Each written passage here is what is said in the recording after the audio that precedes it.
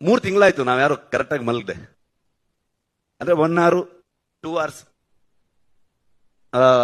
ಸುಮಾರು ಜನ direction team ಅವ್ರು ಆಗ್ಬೋದು, DOP ಆಗ್ಬೋದು, 38 hours 48 hours ಹಿಂಗ್ ಹೋಗ್ತಾ ಇದೆ ಕೆಲಸಗಳು. ಆ ಪ್ರತಿಯೊಬ್ಬರದ್ದು ಎಫರ್ಟ್ ಇದೆಯಲ್ಲ, ಯಾರು ಇದು ನನ್ನ ಸಿನಿಮಾ ಮಾಡಲೇ ಇಲ್ಲ ಅವರು.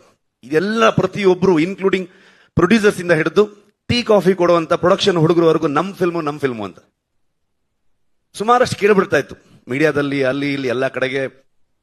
ಕಾಂತಾರ ಮಾಡಕ್ ಶುರು ಮಾಡಿದ್ಮೇಲೆ ಸೆಟ್ಟಲ್ ಹಾಗಾಯ್ತು ಹೀಗಾಯ್ತು ಅಂತೆಲ್ಲ ಕೇಳ್ಪಡ್ತಾ ಇತ್ತು. ಲೆಕ್ಕ ಹಾಕಿದ್ರೆ ಮೋಸ್ಟ್ಲಿ ಒಂದು 4 ಸಲ 5 ಸಲ ನಾನು ಹೋಗಿ ಬಿಡ್ತಾ ಇದ್ದೆ.